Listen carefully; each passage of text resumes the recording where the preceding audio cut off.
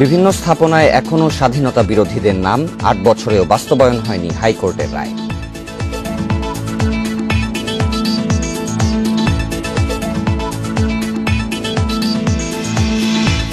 বঙ্গবন্ধুর ভাস্কর্য ভাঙচুরে ২ আসামির দায় স্বীকার, অবমাননা সহ্য করবেন না সরকারি কর্মকর্তারা।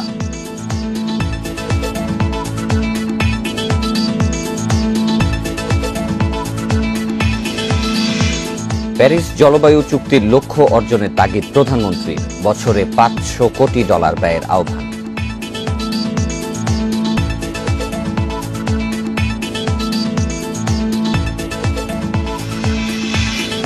দুটি ডকইয়ার্ড সহ বিপুল সম্পদ বিআইডব্লিউটি এর রফিকুলের, নিয়োগ বদলি বাণিজ্যের অভিযোগ।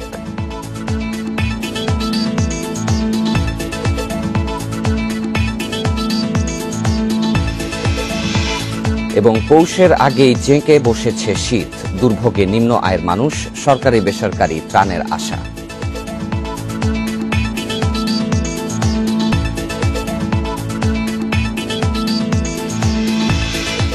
ইন্ডিপেন্ডেন্ট সংবাদে স্বাগত, সাথে আছি শাফাবিন ফরিদ। শুনছিলেন প্রধান শিরোনামগুলো, যাচ্ছে বিস্তারিত খবরে। শিক্ষা প্রতিষ্ঠান সহ বিভিন্ন স্থাপনায় এখনো ঝুলছে স্বাধীনতা বিরোধীদের নাম। ২০১২ সালে স্থাপনা ও প্রতিষ্ঠান থেকে স্বাধীনতা বিরোধীদের নাম মুছে ফেলার নির্দেশ দেয় হাইকোর্ট, কিন্তু ৮ বছর পরও বাস্তবায়ন হয়নি সে রায়। বিষয়টিকে দুঃখজনক বলছেন রিটকারী ইতিহাসবিদ অধ্যাপক মুনতাসির মামুন।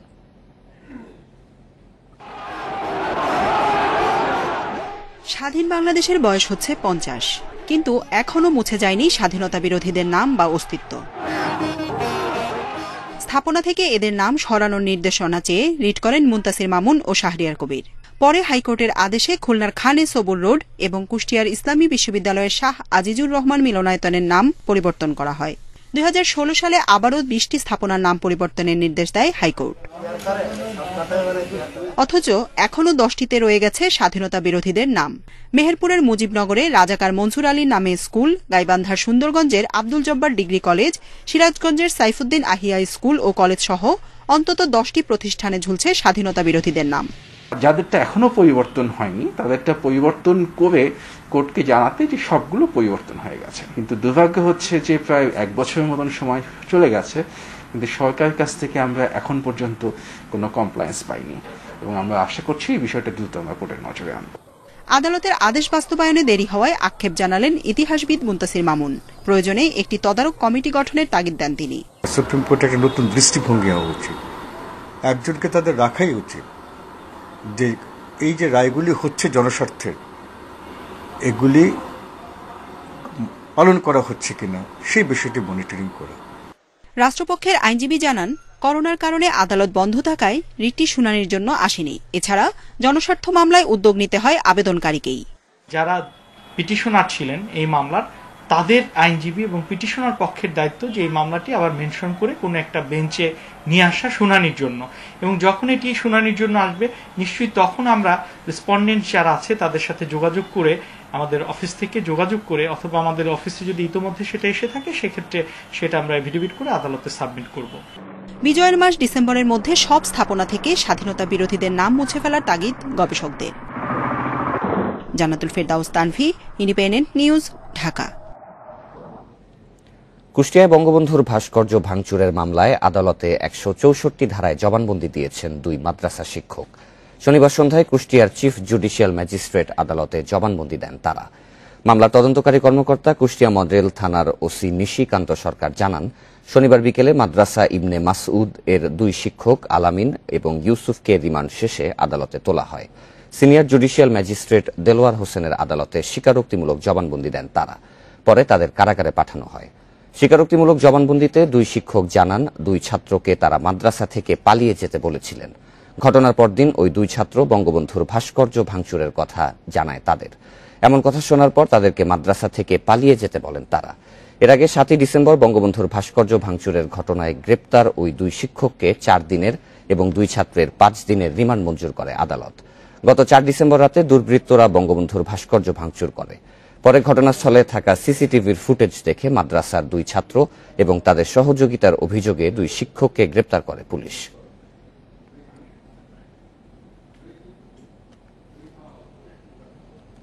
বঙ্গবন্ধু শেখ মুজিবুর রহমানকে ধর্মের মুখোমুখি দাঁড় করানোর চেষ্টা চলছে বলে অভিযোগ করে তা প্রতিহত করার ঘোষণা দিয়েছেন প্রধানমন্ত্রীর মুখ্য সচিব আহমদ কায়কাউস।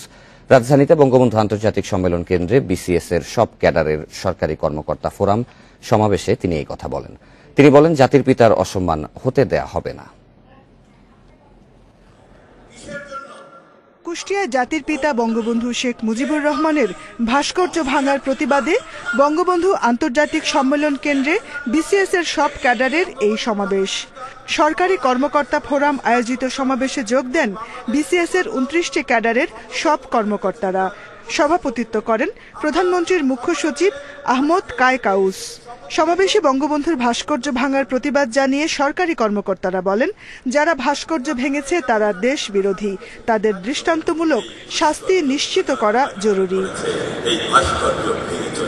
পুলিশের মহাপরিদর্শক বেনজির আহমেদ বলেন, বঙ্গবন্ধুর ভাস্কর্যের উপর হামলা সংবিধানের ও রাষ্ট্রের উপরই হামলা। আইন অনুযায়ী এই হামলার মোকাবিলা করা হবে। বঙ্গবন্ধু শেখ মুজিবুর রহমান, তার উপরে হামলা, সংবিধানের উপরে হামলা, রাষ্ট্রের উপরে হামলা, এদেশের জনগণের উপরে হামলা, এবং রাষ্ট্র অবশ্যই তার যে বিধিবিধান আছে, প্রচলিত আইন আছে, তার মাধ্যমে সেগুলোকে কঠোর হস্তে মোকাবেলা করবে। প্রধানমন্ত্রীর মুখ্য সচিব বলেন, বাংলাদেশে জাতির পিতার অসম্মান হতে দেয়া হবে না। জাতির পিতা বঙ্গবন্ধু শেখ মুজিবুর রহমান এরকম একটি শক্তি, তাকে ধর্মের সাথে মিলিয়ে ফেলা, আর কোথাও না পেরে এই জায়গায় ঢোকানোর চেষ্টা করে, সেখান থেকে প্রতিহত করা আমার দায়িত্ব। 29টি ক্যাডারের সকল কর্মকর্তা এখানে উপস্থিত হয়ে জাতির কাছে প্রতিজ্ঞা করছি যে আমরা আমাদের জীবদ্দশায় কোন রকমের অন্যায়, জাতির পিতার অসম্মান হবে, সেটা আমরা হতে দেব না। জয় বাংলা মুক্তিযুদ্ধের স্লোগান বলে এখন থেকে বক্তৃতার শেষে জয় বাংলা বলার রীতি চালু করার প্রস্তাবও দেন প্রধানমন্ত্রীর মুখ্য সচিব। আসুন আমরা বলি জয় বাংলা। Jahanara Parvin, independent news, Dhaka. এদিকে কুষ্টিয়ায় জাতির পিতা বঙ্গবন্ধু শেখ মুজিবুর রহমানের ভাস্কর্য ভাঙার প্রতিবাদে দেশব্যাপী মানববন্ধন ও বিক্ষোভ সমাবেশ করেছেন বিভিন্ন পেশাজীবী সরকারি কর্মকর্তা কর্মচারীরা। বিসিএস অল ক্যাডার ফোরামের আয়োজনে এই কর্মসূচি থেকে অবিলম্বে জড়িতদের বিচারের দাবি জানানো হয়। জাতির পিতার সম্মান রাখবো মোরা অম্লান, এই স্লোগানে দেশব্যাপী হয়ে গেল সরকারি কর্মকর্তা কর্মচারীদের নানা কর্মসূচি। চট্টগ্রাম শিল্পকলা একাডেমিতে প্রতিবাদ সমাবেশে অংশ নেন বিভিন্ন সরকারি দপ্তরের কর্মকর্তা কর্মচারীরা। একই দাবিতে নগরীর দামপাড়া মোড়ে মানববন্ধন ও বিক্ষোভ মিছিল করেছেন শতাধিক বিচারক। চট্টগ্রামের 100 বিচারক আজকের এই প্রতিবাদ মিছিলে শরীক হয়েছে। তারা দেশ এবং জাতিকে জানাতে চাচ্ছে যে বিচারকেরা শুধু বিচার করে না, তারা প্রতিবাদ মিছিলে অংশ নিতে জানে। এই প্রতিকৃতি ভেঙে ফেলার জন্য নানাভাবে পায়তারা করছে, তাদের সকলের ব্যাকগ্রাউন্ড খুঁজে দেখেন। 71 সালে তাদের কি ভূমিকা ছিল, 75 সালে তাদের কি ভূমিকা ছিল। বরিশালে সার্কিট হাউস থেকে সরকারি সকল দপ্তরের কর্মকর্তা ও কর্মচারীদের মিছিল বের হয়। মিছিলটি সদর রোড ঘুরে আশ্বিনী কুমার হল চত্বরে শেষ হয়। জাতির পিতাকে যারা অসম্মান করতে চান, যারা দেশ বিরোধী কথা বলতে চান, যারা স্বাধীনতার বিরুদ্ধে কথা বলতে চান, তাদের আসলে ছেড়ে দেওয়া উচিত নয়। তাদের প্রতিবাদে, তাদের বিচারের দাবিতে, এবং তারা যেন আর এরকম রক্তচক্ষু দেখানোর সাহস না পায়, সেই রক্তচক্ষুকে দমন করার জন্য আমরা সরকারি কর্মকর্তারা আজকে প্রতিবাদের আয়োজন করেছি। রাজশাহী শিল্পকলা একাডেমি মিলনায়তনে প্রতিবাদ সমাবেশ করেন বিভাগীয় ও জেলার কর্মকর্তা কর্মচারীরা। বগুড়ায় জেলার সব পর্যায়ের কর্মকর্তা কর্মচারীদের অংশগ্রহণে বিক্ষোভ কর্মসূচি অনুষ্ঠিত হয়। একই দাবিতে মানববন্ধন ও বিক্ষোভ হয়েছে গোপালগঞ্জের মকসুদপুরে। বঙ্গবন্ধু শেখ মুজিবুর রহমানের ভাস্কর্য ভাঙচুর ও ভাস্কর্য বিরোধী প্রচারণায় উস্কানির প্রতিবাদে রংপুরেও সর্বস্তরের সরকারি কর্মকর্তা কর্মচারীদের উদ্যোগে সভা অনুষ্ঠিত হয়েছে। এছাড়া নারায়ণগঞ্জ, কিশোরগঞ্জ, মানিকগঞ্জ, লক্ষ্মীপুর, নড়াইল, কুমিল্লা, নওগাঁ, পাবনা, নেত্রকোনা, পিরোজপুর সহ বিভিন্ন জেলায় বিক্ষোভ কর্মসূচি থেকে বঙ্গবন্ধুর অবমাননাকারীদের দৃষ্টান্তমূলক শাস্তির দাবি জানানো হয়। Mamunur Rashid, independent news desk. হেফাজতে ইসলাম নতুন রাজাকার হয়ে দাঁড়াচ্ছে বলে মন্তব্য করেছেন প্রধানমন্ত্রীর তথ্য ও প্রযুক্তি উপদেষ্টা সজীব ওয়াজেদ জয়। শনিবার ডিজিটাল বাংলাদেশের ১২ বছর পূর্তিতে এক ওয়েবিনারে কথা বলেন তিনি। জয় বলেন, জাতির পিতার ভাস্কর্য ভেঙে স্বাধীনতার চেতনার ওপর হামলা করা হয়েছে। এদেশের চেতনার বিরুদ্ধে যারা, তারাই এ হামলা করেছে। মৌলবাদী শক্তিকে মুছে ফেলতে হবে। বাংলাদেশ যখন এগিয়ে যাচ্ছে, তখন একটি শ্রেণী দেশকে পিছিয়ে নিতে চায় বলেও মন্তব্য করেন জয়। এ সময় সামাজিক যোগাযোগ মাধ্যমে গুজব ঠেকাতে নতুন আইন করা হবে বলেও জানান তিনি।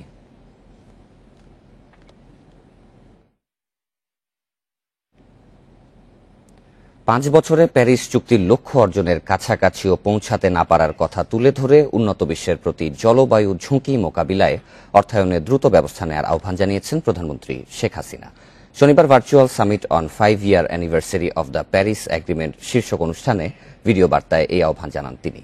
এ সময় শেখ হাসিনা বলেন, ঐতিহাসিক প্যারিস চুক্তির ৫ম বার্ষিকী উদযাপন করলেও দুর্ভাগ্যক্রমে সেই চুক্তির অধীনে নির্ধারিত লক্ষ্যগুলোর কাছাকাছিও পৌঁছানো যায়নি। তিনি বলেন, বসে থাকলেই জলবায়ু পরিবর্তন বিরতি দেবে না বা তার বিরূপ প্রভাব থেকে আমাদের রেহাই দেবে না। এছাড়া প্রতিবছর জলবায়ু পরিবর্তন সংবেদনশীল প্রকল্পের জন্য $200 কোটি ও অভিযোজন ব্যবস্থার জন্য $300 কোটি ব্যয় করার কথাও উল্লেখ করেন প্রধানমন্ত্রী।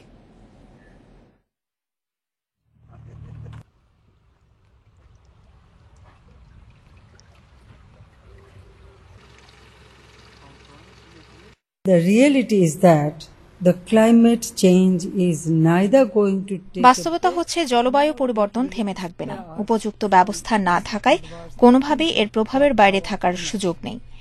যথেষ্ট প্রতিকূলতার মধ্যেও জলবায়ু পরিবর্তনের বিষয়গুলোতে বাংলাদেশ নিজেকে উপযোগী করে একটি নেতৃত্বস্থানীয় জায়গায় পৌঁছতে পেরেছে। তবে আমি এও স্মরণ করিয়ে দিতে চাই, এই পরিবর্তনের সঙ্গে আমরা যতই খাপ খাইয়ে চলতে চাই না কেন, তার সীমা আছে। প্রতি বছর আমরা জলবায়ু পরিবর্তন প্রকল্পে $2 বিলিয়ন খরচ করছি, আর অভিযোজন প্রকল্পে বরাদ্দ $3 billion. for climate change sensitive projects and $3 billion for adaptation measures. Narayanganj মানিকগঞ্জে 10 কোটি টাকার জমি, চলাফেরা 32 লাখ টাকা দামের নোয়া গাড়িতে। স্ত্রী ছেলে নামে আছে 2টি ডকইয়ার্ড, অথচ তিনি নিজে একজন টোল কালেক্টর। বিআইডব্লিউটি এর নারায়ণগঞ্জ নদী বন্দরের 3য় শ্রেণীর কর্মচারী। তার নাম রফিকুল ইসলাম। অভিযোগ, সিবিএ এর সাধারণ সম্পাদক হয়ে নিয়োগ ও বদলি বাণিজ্য থেকে বিপুল এই সম্পদ অর্জন করেছেন তিনি। নারায়ণগঞ্জ নদী বন্দরের টোল কালেক্টর রফিকুল ইসলাম, বেতন 17,561 টাকা, অথচ বাড়ি ভাড়া দেন 50,000। গাড়ির ড্রাইভারের বেতন 20,000 টাকা। 2001 সালে কুষ্টিয়ায় অস্ত্র ও বিস্ফোরক মামলায় সাজা হলে তাকে বরখাস্ত করে বিআইডব্লিউটিএ। অভিযোগ আছে 2003 সালে জামায়াত নেতা তৎকালীন সমাজ কল্যাণ মন্ত্রী আলী আহসান মোহাম্মদ মুজাহিদের সুপারিশে মামলা থেকে খালাসের পর চাকুরিতে পুনর্বহাল হন এই সিবিএ নেতা।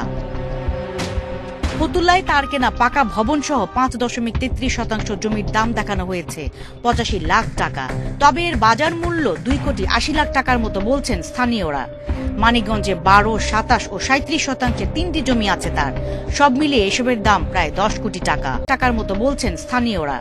মানিকগঞ্জে 12, 27 ও 37% 3টি জমি আছে তার। সব মিলিয়ে এসবের দাম প্রায় 10 কোটি টাকা। স্ত্রী শাহিদা বেগমের নামে এসএস শাহ রোডে 20 কাঠা জমি ইজারা নিয়ে গড়েছেন ইব্রাহিম ইঞ্জিনিয়ারিং ওয়ার্কশপ নামে ডকইয়ার্ড। বয়স কম দেখিয়ে ছেলে ইব্রাহিমের নামে গান্ধাকুল এলাকায় 6000 বর্গফুট জমি ইজারা নিয়ে গড়েছেন আরেকটি ডকইয়ার্ড। তবে বিআইডব্লিউটি এর কর্মকর্তা কর্মচারী বা তাদের স্বজনের নামে নদীটির ইজারার বিধান নেই। চারারগোপ বন্দরে দায়িত্বপ্রাপ্ত হলেও কর্মস্থলে আসেন না, আছে চাঁদা নেয়ার অভিযোগও। কর্তব্যরত কোন শুল্ক আদায়কারীর দায়িত্ব অবহেলা করার তার কোনো সুযোগ নেই। এটা একটা গুরুতর অপরাধ এবং তার বিরুদ্ধে প্রয়োজনীয় বিভাগীয় ব্যবস্থা, এবং সেই ব্যবস্থাটা অত্যন্ত কঠিন ব্যবস্থা, কারণ যেহেতু শুল্ক আদায়ের সঙ্গে সংশ্লিষ্ট, সেটা গ্রহণ করা হবে। 2019 সালের ফেব্রুয়ারিতে রফিকুল ইসলাম ও তার পরিবারের সম্পদের হিসাব চেয়ে 12 ধরনের তথ্য বিবরণী জমা দিতে নোটিশ দেয় দুদক। তবে জিজ্ঞাসাবাদের মুখোমুখি হতে হাজির হননি তিনি। আমার ব্যাপারে দুদকে মামলা আছে, দুদকে লিখিত দিয়ে আসছে যে 1.5 কোটি টাকার উপরে যদি কোনো সম্পদ আমার থাকে, তারপরে আপনারা যে ব্যবস্থা নেবেন সেই ব্যবস্থা আমি গ্রহণ করে নেব। সিবিএ নেতাদের বিরুদ্ধে নিয়োগ ও বদলি বাণিজ্যের অভিযোগ তদন্ত করে নৌ মন্ত্রণালয়ের কমিটি। এর সত্যতা পেয়ে 5টি সুপারিশ সহ দেয়া হয়েছে প্রতিবেদনও, তবে সেসবের কিছুই বাস্তবায়ন হয়নি। তার যদি কোনো ডকিয়ার্ড থাকে, আমাদের এখানে লাইসেন্স নেওয়া ডকিয়ার্ড, তাহলে তো আমরা সহজেই খুঁজে পাবো। আর যদি অবৈধভাবে কোনো ডকিয়ার্ড চলে, আমাদের ফোরশোরের মধ্যে আমরা অবশ্যই সেটা উচ্ছেদ করে দেব। এখন বাড়ি বা সম্পত্তি কারো থাকতেই পারে, বৈধভাবে থাকতে পারে, সেটা অবশ্যই আমরা যাচাই করে দেখবো যে তার ট্যাক্স রিটার্ন, তার এই আয়ের উৎস কি, এগুলো তো। নৌ প্রতিমন্ত্রীও বলছেন কর্মকর্তা কর্মচারীদের বিরুদ্ধে জিরো টলারেন্স নীতির কথা। বললেন যে চাকরি বাকরির কথা বলে যে অর্থ নেওয়া, এটা অভিযোগ আসে, এটা আমরা শুনি বিভিন্ন জায়গা থেকে, কিন্তু আমাদের কাছে এই ধরনের যদি স্পেসিফিক কখনো অভিযোগ আসে, আমরা কিন্তু তাৎক্ষণিকভাবে সেটা কিন্তু ব্যবস্থা গ্রহণের পদক্ষেপ নিয়েছি। এদিকে রফিকুলের মেজ ছেলে ওমর ফারুকের চাকরি বিআইডব্লিউটি এর মার্কম্যান পদে, তবে তিনি শুল্ক আদায়ের দায়িত্ব পালন করছেন নারায়ণগঞ্জ বন্দরে। Afroza Khatun, independent news, Dhaka. পুলিশের গুলিতে নিহত অবসরপ্রাপ্ত মেজর সিনহা হত্যা মামলার চার্জশিট আদালতে জমা দেওয়ার কথা আজ। 4 মাসেরও বেশি সময়ে মামলাটির তদন্ত কাজ শেষ হয়েছে। হত্যার ঘটনায় র্যাব এখন পর্যন্ত 15 জনের জড়িত থাকার প্রমাণ পেয়েছে। এর মধ্যে টেকনাফ থানার ওসি প্রদীপ কুমার দাস, বাহারছড়া ক্যাম্পের পরিদর্শক লিয়াকত আলী, এসআই নন্দদুলাল রক্ষিত, টেকনাফ থানার কয়েকজন সদস্য ছাড়াও আর্মড পুলিশ ব্যাটালিয়ন APBN এর 3 জন এবং স্থানীয় 3 জন সহ 14 জন গ্রেপ্তার আছেন এ মামলায়। এবছরের 3রা জুলাই সিনহার সঙ্গে শিপ্রা দেবনাথ, শাহিদুল ইসলাম সিফাত ও তাসকিন নূর কক্সবাজার যান ভ্রমণ বিষয়ক প্রামাণ্যচিত্র নির্মাণের কাজে। 31 জুলাই রাতে টেকনাফের মারিশ বুনিয়া পাহাড়ে কাজ শেষে কক্সবাজারের হিমছড়ি নীলিমা রিসোর্টে ফেরার পথে শামলাপুর তল্লাশি চৌকিতে পুলিশের গুলিতে নিহত হন মেজর সিনহা। এ সময় পুলিশ সিনহার সঙ্গে থাকা সিফাতকে আটক করে কারাগারে পাঠায়। পরে রিসোর্ট থেকে শিপ্রাকে আটক করা হয়। দুজনই বর্তমানে জামিনে মুক্ত।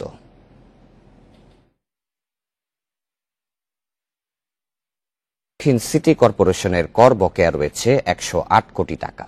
এর মধ্যে রাজুক, বাফুফে, জগন্নাথ বিশ্ববিদ্যালয়ের মতো প্রতিষ্ঠানও রয়েছে। বকেয়া কর আদায়ে প্রতিটি ওয়ার্ডে টাস্ক ফোর্স গঠন করেছে ডিএসসিসি। ডিসেম্বরের মধ্যে পরিশোধ করলে 10 ভাগ ছাড় দেওয়া হচ্ছে। কর আদায়ে প্রয়োজনে কঠোর হবার কথা বলছেন মেয়র শেখ ফজলে নূর তাপস। রাজধানী উন্নয়ন কর্তৃপক্ষ রাজুক 1968-69 অর্থবছর থেকে 2020-21 পর্যন্ত 50 বছর ধরে দক্ষিণ সিটিকে হোল্ডিং ট্যাক্স দেয়নি সরকারি এই সংস্থা, যার পরিমাণ 1,68,40,00,000 টাকা। 2005 সাল থেকে কর দেয়নি বাংলাদেশ ফুটবল ফেডারেশন। তাদের কাছে পাওনা 1,57,00,000 টাকা। খেলাপি করদাতাদের তালিকায় যুক্ত হয়েছে বাংলাদেশ টি বোর্ড, বিদ্যুৎ উন্নয়ন বোর্ড, জগন্নাথ বিশ্ববিদ্যালয়ের মতো প্রতিষ্ঠান। এছাড়া হলি ফ্যামিলি হাসপাতাল, অফিসার্স ক্লাবের মতো বেসরকারি অনেক বড় প্রতিষ্ঠানও কর পরিশোধ করছে না। এসব সরকারি বেসরকারি বড় প্রতিষ্ঠানের কাছে দক্ষিণ সিটি পাবে প্রায় 60 কোটি টাকা। আর নগরবাসীর গৃহকর, ব্যবসায় কর মিলিয়ে কর্পোরেশনের অনাদায়ী 108 কোটি টাকা। এরই মধ্যে কর আদায়ে নানা উদ্যোগ নিয়েছে ডিএসসিসি।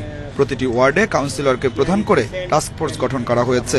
ব্যবসায়ীদের সাথে মতবিনিময়ের পাশাপাশি নগরবাসীকে কর প্রদানে উদ্বুদ্ধ করছে এই কমিটি। ধানমন্ডিতে আমাদের প্রায় 60টার মতো বড় বড় প্রতিষ্ঠান রয়েছে, মার্কেট প্রতিষ্ঠানগুলো রয়েছে। সেখানে আমাদের ট্যাক্স, আমরা অনেক ট্যাক্স পাবো, প্রায় 10 কোটি টাকার মতো আমরা ট্যাক্স পাবো। সেইটা আমরা আদায় করে ফেলবো ইনশাআল্লাহ। লোকাল যে জোনাল অফিসার আছে, অফিসের আয়কর কর্মকর্তারা আছে, তারা বাড়িতে বাড়িতে গিয়ে এই মেসেজটা পৌঁছায় দেওয়া হয়েছে এবং আমরা অনেক সময় বাড়িতে বসেও ট্যাক্স আদায় করছি যারা দিচ্ছেন। নগরবাসীকে কর দিতে উৎসাহী করতে 31 ডিসেম্বর পর্যন্ত 10% ছাড় দেওয়ার ঘোষণা দিয়েছে ডিএসসিসি।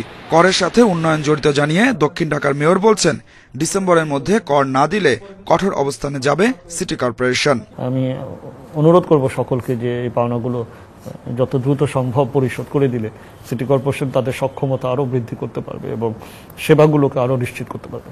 আমাদের রাজস্ব বিভাগকে আমরা ঢেলে সাজাচ্ছি যাতে করে এই কর আদায়টা আরও সুনিশ্চিত হয়। ঢাকা দক্ষিণ সিটিতে হোল্ডিং সংখ্যা 2,48,876টি। সিটি কর্পোরেশন বলছে, ভবনের অংশ বাড়ানো হলেও কর দিচ্ছে না মালিকরা। তাদেরকে নতুন করে করের আওতায় আনতেও কাজ শুরু হয়েছে। Adilur Rahman, independent news, Dhaka. দেশে করোনায় প্রাণহানির সংখ্যা 7,000 ছাড়িয়েছে। একদিনে 34 জনের মৃত্যুতে মোট প্রাণহানি বেড়ে দাঁড়িয়েছে 7,020 জনে। নতুন করে রোগী শনাক্ত হয়েছে 1,329 জন।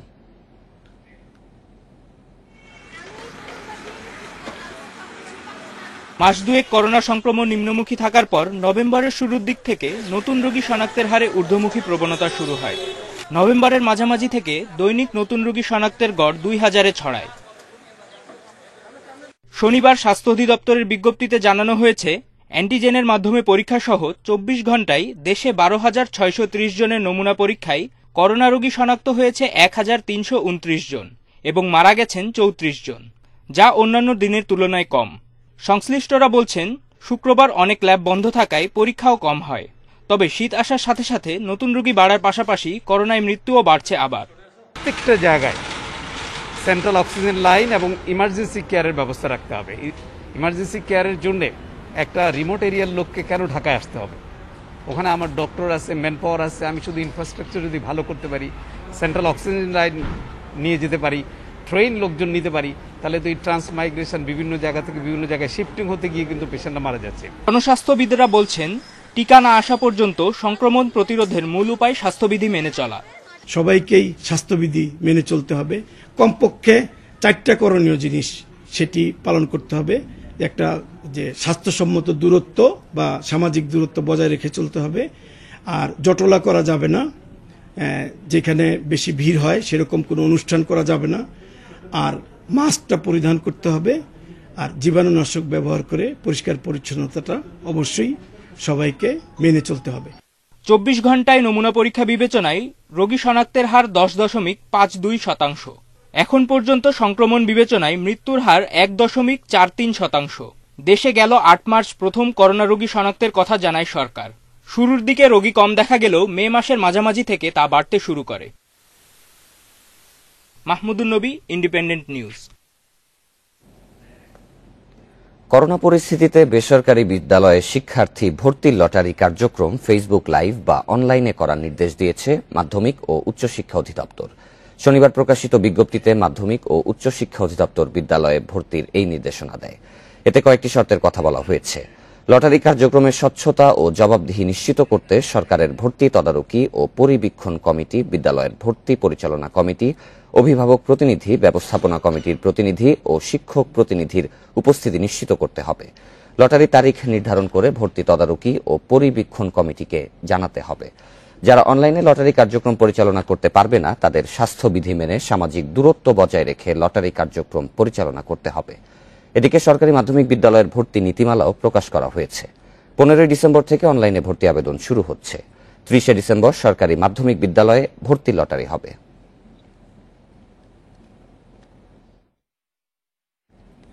পৌষ আসার আগে এবছর ঘন কুয়াশার পাশাপাশি কনকনে হিমেল হাওয়া বইছে দেশ জুড়ে। তাপমাত্রা নামছে প্রতিদিন। বিশেষ করে দেশের উত্তর ও মধ্য অঞ্চলের জেলাগুলোতে এরই মধ্যে জেঁকে বসেছে শীত। জনজীবন বিপর্যস্ত হবার পাশাপাশি দুর্ভোগে রয়েছেন নিম্ন আয়ের মানুষ। শীত নিবারণে প্রতীক্ষা করছেন সরকারি বেসরকারি সহায়তার। ঘন কুয়াশা আর হিমেল হাওয়ায় কুড়িগ্রামে জনজীবন অনেকটা স্থবির। সারাদিন মিলছে না সূর্যের দেখা। জীবনযাত্রা ব্যাহত দেশের সর্ব উত্তরের লালমনিরহাট, ঠাকুরগাঁ, পঞ্চগড়েও। ঠান্ডার কারণে তিস্তা ও ধরলার শতাধিক চরাঞ্চলে দরিদ্র মানুষের জীবন হয়ে উঠেছে দুর্বিষহ। ঠান্ডা কাপড় চোপড় নেই, প্রচুর ঠান্ডায় কাঁপতে কাঁপতে কাজে যাইতে হচ্ছে। এই 4-5 দিন থেকে খুবই ঠান্ডা, তাতে মনে করো পা ধরে, হাত ধরে, এর থাকিয়ে মনে করো আমাশা হইতেছে, শ্বাসকষ্ট। হাওড় বেষ্টিত সুনামগঞ্জেও বেড়েছে শীতের প্রকোপ।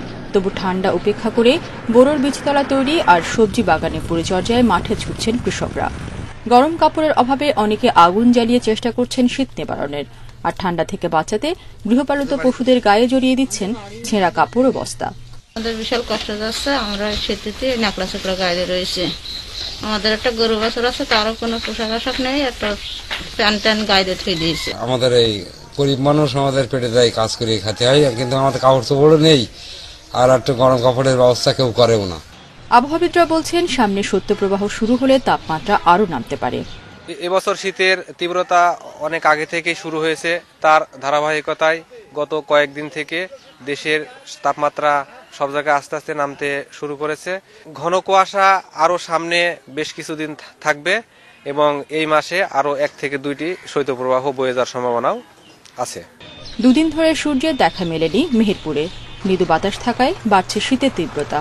ঠান্ডায় বিপর্যস্ত চুয়াডাঙ্গার মানুষও। প্রায় একই অবস্থা দেশের মধ্যভাগে লক্ষ্মীপুর, ফেনী, মানিকগঞ্জ সহ বেশিরভাগ জেলায়। সরকারি বেসরকারি সহায়তা না পাওয়ায় দুর্ভোগে দরিদ্ররা। কোনো আর্থিক সহযোগিতা বা শীতের কোনো পোশাক আশাক পায়নি। সরকারি বেসরকারি সহায়তা না পাওয়ায় দুর্ভোগে দরিদ্ররা। কোনো আর্থিক সহযোগিতা বা শীতের কোনো পোশাক আশাক পায়নি। রেশমি নদী, ইন্ডিপেন্ডেন্ট নিউজ। এদিকে ৫-৬ দিনের মধ্যে শৈত্যপ্রবাহের পূর্বাভাস দিচ্ছে আবহাওয়া অধিদপ্তর। একই সাথে দেশের পশ্চিমাঞ্চলে হতে পারে হালকা বৃষ্টি। সব মিলিয়ে সারা দেশেই তাপমাত্রা কমতে থাকবে বলে জানিয়েছেন আবহাওয়াবিদরা। বলছেন শীত বাড়ার সাথে সাথে কমবে কুয়াশার মাত্রা। আর দুদিন পরেই আসছে পৌষ মাস, অর্থাৎ শীতকালের শুরু। কিন্তু শীতকাল আসার আগেই জেঁকে বসছে শীত। কুয়াশায় ঢেকে থাকছে দিনের বেশিরভাগ সময়। ঘন কুয়াশা ও ঠান্ডায় বিপর্যস্ত অনেক জেলার জনজীবন। খুব ঠান্ডা পড়তেছে, কুয়াশা খুব। আমি এই যে ঠান্ডায় কাজ করতেছি, বিদ্যুৎ লোক। কাজ করব কিভাবে? কাপড় নাই, চোপড় নাই, কোনো কম্বল নাই। কুয়াশার কারণে হচ্ছে আমাদের পরিবারে যারা হচ্ছে বয়স্ক লোক আছে আর আমাদের ছোট বাচ্চারা যে আছে তাদের ক্ষেত্রে একটু আমাদের সমস্যা হচ্ছে আর কি। আবহাওয়া অধিদপ্তর বলছে সারা দেশে বেশ কয়েকদিন ধরে বেশি কুয়াশা পড়ছে, যা কয়েকদিনের মধ্যে কমে যাবে। তবে শীতের তীব্রতা বেড়ে শৈত্যপ্রবাহের আভাস দিচ্ছেন আবহাওয়াবিদরা। দিনের বেলাও সূর্যের আলোটা খুবই কমই পৃথিবীতে এসে পড়ে, কারণ কুয়াশাচ্ছন্ন থাকে। পাশাপাশি শীতের তীব্রতা কিন্তু অত বেশি নাই এখন। এই শীতের তীব্রতাটা হয়তো ডিসেম্বরের 17-18 তারিখে বাড়তে পারে এবং শৈত্যপ্রবাহ চলে আসতে পারে। আর পাশাপাশি যখন শীতের তীব্রতা বাড়বে তখন এই কুয়াশার ভাবটাও কমে আসবে। সর্বনিম্ন তাপমাত্রা 12 থেকে 13 ডিগ্রি সেলসিয়াসের মধ্যে রয়েছে। আবহাওয়া অধিদপ্তর জানাচ্ছে তাপমাত্রা আরও কমবে, তবে সেটি মঙ্গল বা বুধবার দেশের পশ্চিমাঞ্চলে হালকা বৃষ্টির পর। ওই রকম উল্লেখযোগ্য বৃষ্টির সম্ভাবনা নেই, তবে 15-16 তারিখে তো একটু হালকা বৃষ্টি হইতে পারে দেশের পশ্চিমাংশের উপরে।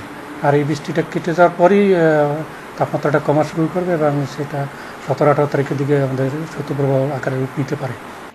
এদিকে গত কয়েকদিনের ঘন কুয়াশায় ব্যাহত হচ্ছে যোগাযোগ, বাড়ছে শীতজনিত রোগ। সবচেয়ে বেশি দুর্ভোগ পোহাচ্ছে ছিন্নমূল মানুষ। Ijazur Rahman, independent news, Dhaka. শীতের প্রকোপ নিয়ে আরও জানাতে এবার লালমনিরহাট ও কুড়িগ্রাম থেকে যুক্ত হবেন সহকর্মীরা। শুরুতেই যাব লালমনিরহাটে, সেখানে রয়েছেন সহকর্মী মাজহারুল ইসলাম। মাজহারুল, শীতে চরাঞ্চলের মানুষ যারা রয়েছেন তারা কেমন দুর্ভোগ পোহাচ্ছেন এবং যারা শীতার্ত রয়েছেন তাদের সহযোগিতায় প্রশাসন কেমন তৎপরতা নিয়েছে? আসলে লালমনিরহাট একটি সীমান্তবর্তী জেলা। এই সীমান্তবর্তী জেলা হওয়ার কারণে লালমনিরহাটে আমাদের ভারতের যে হিমালয় পর্বত অনেক নিকটতম। এর কারণেই লালমনিরহাটে প্রতি বছরে এই সময় শীত মৌসুমেই কনকনে ঠান্ডা এবং শীত এবং কখনো শৈত্যপ্রবাহ অনুভূত হয়ে থাকে।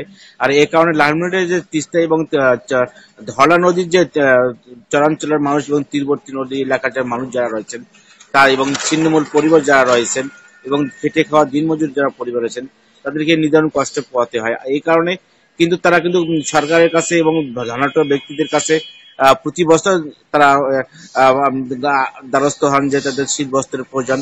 আর আরেকটা জিনিস বলে রাখা উচিত, যেহেতু বন্যার কারণে লালমনিরহাট, ধলাই এবং তিস্তা নদীর মানুষ তারা প্রতি বছর ক্ষতিগ্রস্ত হয়ে থাকেন।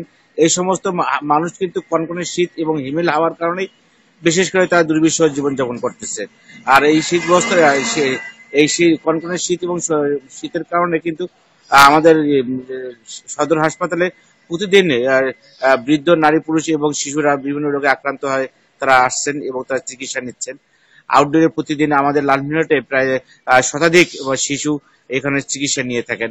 আর এই শীতের কারণে কিন্তু আপনার বিশেষ করে রবি মৌসুমে আমাদের আবাদি যে সবজি রয়েছে এবং রবি আমাদের যে আমার বীজ রয়েছে এই সমস্ত বীজের কিন্তু ক্ষতিগ্রস্ত হওয়ার আশঙ্কা রয়েছে। ইতিমধ্যে আমাদের লালমনিরহাটে যদিও বা আলু এবং অন্যান্য ফসল চাষাবাদ শুরু হয়ে গেছে, যদি এই অব্যাহত থাকে শীত প্রবাহ, শৈত্যপ্রবাহ যদি অব্যাহত থাকে তাহলে কিন্তু আমাদের মাজহারুল, এই বিষয়ে আপনি আরো বিস্তারিত তথ্য সংগ্রহ করতে থাকুন। আমরা একটু কুড়িগ্রামে যাব, সেখানে রয়েছেন সহকর্মী আব্দুল খালেক।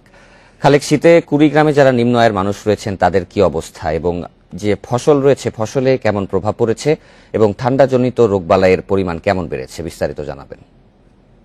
কয়েকদিনের মতো কিন্তু আজকে ঘন কুয়াশায় আচ্ছন্ন দেখা যাচ্ছে চারপাশ। গতকাল দুদিন পরে, টানা দুদিন পরে কিছুটা সূর্যের মুখ দেখা গিয়েছিল।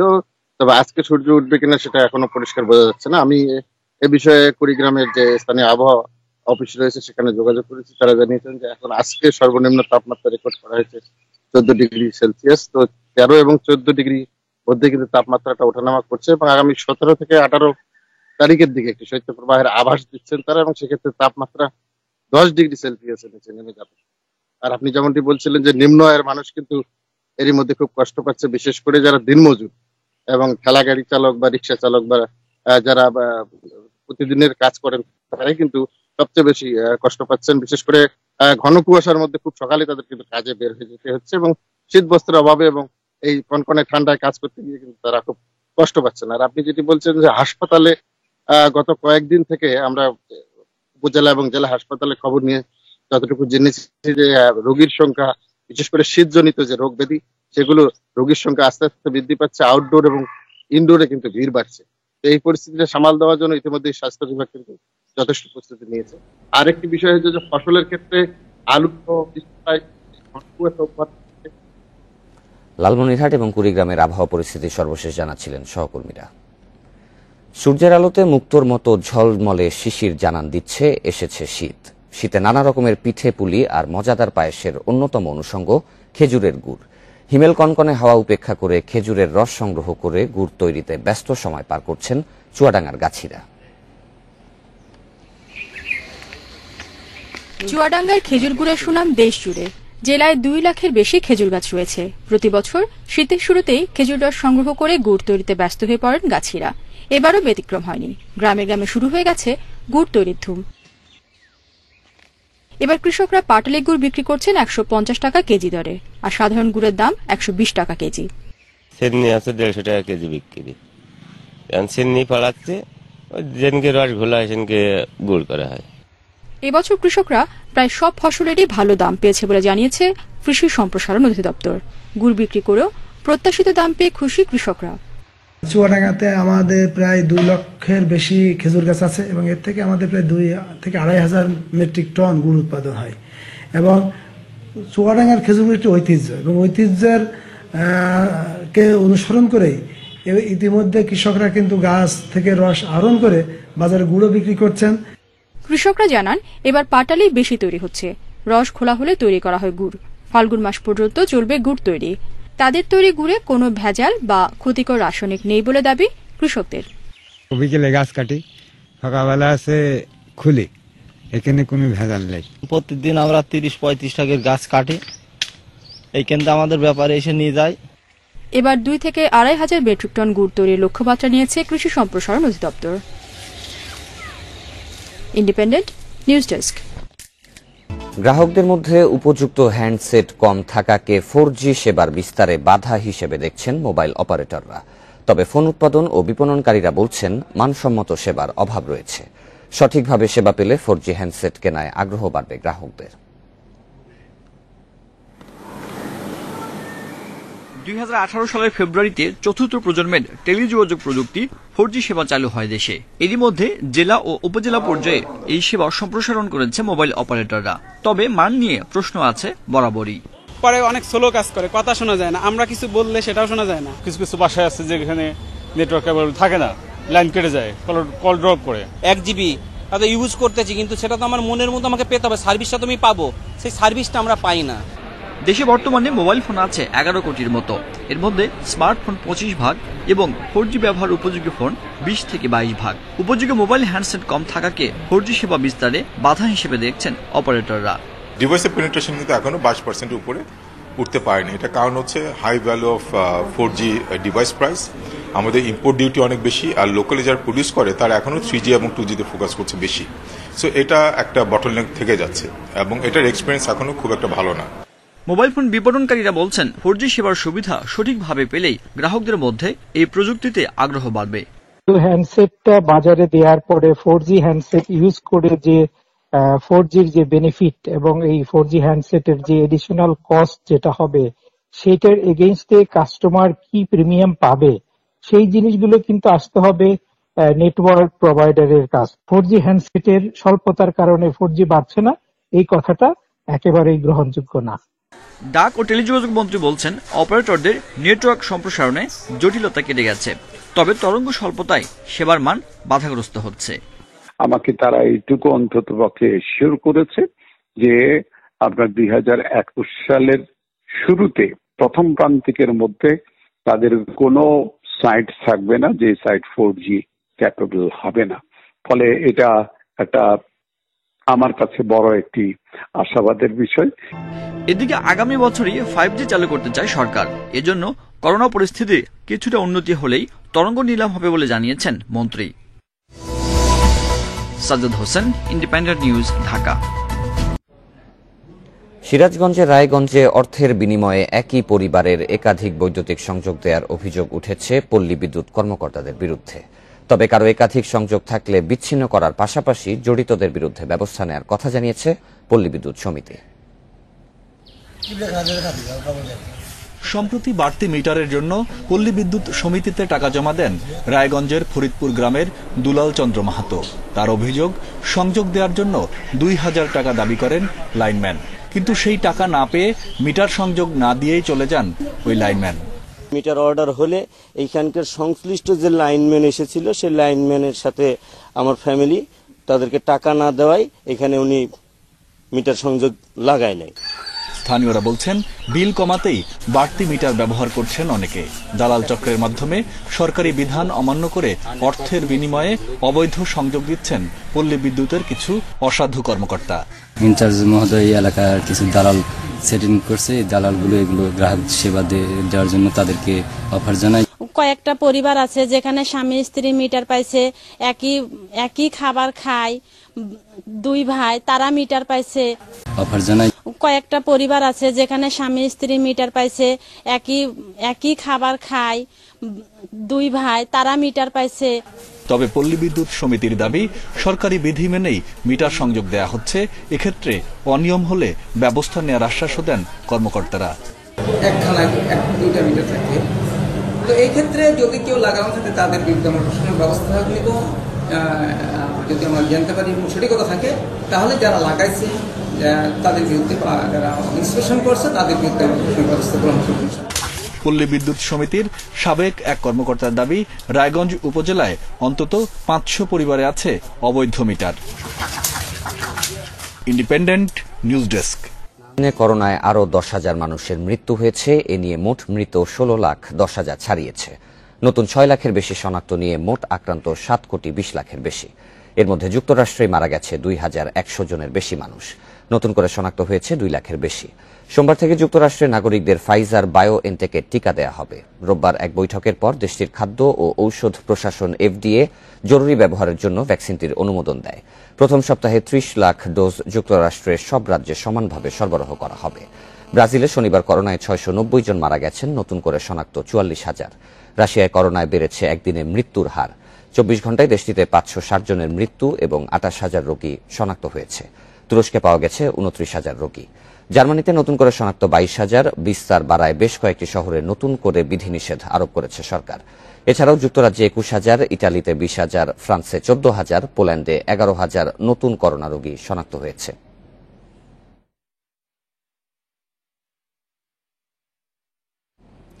ভারতের বিতর্কিত 3 কৃষি আইন বাতিলের দাবিতে নতুন কর্মসূচি ডাক দিয়েছেন আন্দোলনরত কৃষকরা।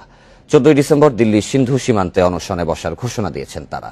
এদিকে নতুন কৃষি আইনে কৃষকরা লাভবান হবেন বলে আবারও আশ্বস্ত করেছেন প্রধানমন্ত্রী নরেন্দ্র মোদী। নতুন কৃষি আইন বাতিলের দাবিতে 29 নভেম্বর থেকে রাজপথে ভারতের বিভিন্ন রাজ্যের কৃষকরা। বিক্ষোভ থামাতে কৃষকদের সঙ্গে কয়েক দফা আলোচনা হলেও কোনো সুরাহা করতে পারেনি মোদী সরকার। এরই মধ্যে এবার নতুন কর্মসূচির ডাক কৃষকদের। আইন বাতিল না হলে সোমবার থেকে দিল্লির সিন্ধু সীমান্তে অনশনে বসার ঘোষণা দিয়েছে তাদের বেশ কয়েকটি সংগঠনের নেতারা। এছাড়াও রোববার ট্রাক্টর মিছিল বের করারও কথা জানানো হয়েছে। এদিকে নতুন কৃষি আইনে কৃষকদের আয় বাড়বে বলে দাবি করেছেন ভারতের প্রধানমন্ত্রী নরেন্দ্র মোদী। এই আইন কৃষকদের জন্য নতুন বাজার তৈরি করবে বলেও জানান তিনি। পাশাপাশি প্রযুক্তি ও বিনিয়োগগত দিক থেকে কৃষি এবং এর সঙ্গে সংশ্লিষ্ট ব্যক্তিরা লাভবান হবে বলেও আশ্বস্ত করেন মোদী। जबकि खेतों में নতুন কৃষি আইন দেশের দরিদ্র কৃষকদের উন্নতির কথা চিন্তা করেই প্রণয়ন হয়েছে। আমাদের দেশের বিভিন্ন কৃষি নির্ভর বাণিজ্যের মধ্যে একটি অদৃশ্য দেয়াল রয়েছে। নতুন আইনে এসব দেয়াল ভেঙে যাবে। এছাড়াও এটির মাধ্যমে কৃষকরা নতুন প্রযুক্তি ও নতুন বাজারের সঙ্গে পরিচিত হবে, যা থেকে কৃষকরাই সবচেয়ে বেশি লাভবান হবেন। এর আগে শনিবার সকাল থেকে দিল্লির চারদিকের রাস্তা অবরোধ করতে শুরু করেন বিক্ষোভকারীরা। বন্ধ করে দেওয়া হয় বিভিন্ন টোল প্লাজা। দাবি আদায়ে আসে দিল্লি জয়পুর হাইওয়ে বন্ধের ডাক। এদিকে আন্দোলন রুখতে দিল্লি হরিয়ানা সীমান্ত সহ বেশ কয়েকটি এলাকায় শনিবার ভোর থেকেই দেখা গেছে অতিরিক্ত নিরাপত্তা। গুরুগ্রাম ও ফরিদাবাদে মোতায়েন করা হয়েছে ৩৫০০ পুলিশ। রাজধানী দিল্লির বিভিন্ন এলাকাতেও বাড়ানো হয়েছে পুলিশি টহল। Mamunur Rashid, independent news. 2 রানের নাটকীয় জয়ে বঙ্গবন্ধু টি-20 কাপের চতুর্থ দল হিসেবে প্লে অফে ফরচুন বরিশাল। আর তাদের কাছে হেরে বেক্সিমকো ঢাকাকে খেলতে হবে এলিমিনেটর ম্যাচ। সেখানেই বরিশালই আবার তাদের প্রতিপক্ষ। অন্যদিকে দিনের প্রথম ম্যাচে 36 রানে হেরে আসর থেকে বাদ পড়ে গেছে রাজশাহী। লীগ পর্বের সেরা দল চট্টগ্রাম। প্রথম কোয়ালিফায়ারে তাদের লড়াই খুলনার বিপক্ষে। প্রথম ম্যাচে রাজশাহীর হারে চনমনে চট্টগ্রামের ব্যাটিংয়ে শুরুটা দারুণ। 50 রানের জুটির পর তামিমের বিদায়ও পথ হারায়নি বন্দরনগরীর দল। লড়াই চালিয়ে যান সাইফ। ডানহাতি এই ব্যাটসম্যানকে যোগ্য সঙ্গতিতে ব্যর্থ ইমন। আফিফকে নিয়ে ইনিংস মেরামতের চেষ্টা সাইফের। 41 বলে 8-4 50 করলেও ইনিংস আর লম্বা করতে পারেননি বরিশাল ওপেনার। বড় মঞ্চে নিজেদের মেলে ধরার সুযোগ আফিফ হোসেন ও তৌহিদ হৃদয়ের। শেষ দিকে দুই ব্যাটসম্যানের ব্যাট যেন খাপছাড়া তলোয়ার। 31 বলে 91 রানের জুটিতে বরিশাল পেয়েছে লড়াইয়ের বড় পুঁজি। আফিফ 50 ও হৃদয় অপরাজিত থাকেন 51 রানে। 194 এর টার্গেট শুরুতে বড় মনে হচ্ছিল না নাইম শেখ সাব্বির রহমানের মারকাটারি ব্যাটিংয়ে। দলীয় 50 রানের পরই বরিশালের আঘাত। সাব্বির মুশফিক আলামিনকে বিদায় করে ঢাকার লাগাম টেনে ধরে তামিমের দল। পাল্টা জবাব দিতে দেরি করেননি নাইম শেখ। ইয়াসির আলীকে সাথে নিয়ে অসাধ্য সাধনের চেষ্টা নাইমের। স্ট্রোকের বাহারি প্রদর্শনীতে আসরের তৃতীয় সেঞ্চুরি তুলে নেন ঢাকার বাহাতি ওপেনার। সুমন খানের বুদ্ধিদীপ্ত বোলিংয়ে 105-এ থামেন নাইম।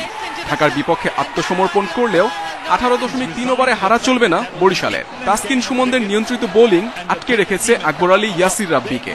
ইয়াসির আলীও পেরে ওঠেননি আস্কিং রেটের সঙ্গে তাল মেলাতে। শেষ দিকে বরিশালের হয়ে জয়ের কাজটা সারেন আগের ম্যাচে হ্যাট্রিক করা কামরুল ইসলাম রাব্বি। এর আগে রাজশাহীর প্লে অফ স্বপ্নভঙ্গ হয় চট্টগ্রামের দাপটে। লিটন সৌম্যের ধারাবাহিক ছন্দে ম্লান নাজমুল শান্তর দল। চট্টগ্রামের 176-এর লক্ষ্যে রাজশাহীর ব্যাটসম্যানদের আসা যাওয়া চলল পুরোটা ইনিংসে। 139 রানে আটকে রাজশাহীর হার 36 রানে। 14 ডিসেম্বর দুপুরে এলিমিনেটরে ঢাকার সামনে বরিশাল। আর একই দিন সন্ধ্যায় কোয়ালিফায়ারে লড়বে চট্টগ্রাম আর খুলনা। Mohammad Nazim, independent news. আর এই ছিল এখনকার সংবাদে। ইন্ডিপেন্ডেন্ট টেলিভিশনের সব খবর আরো বিস্তারিত জানতে চোখ রাখুন ফেসবুক, ইউটিউব এবং টুইটারে।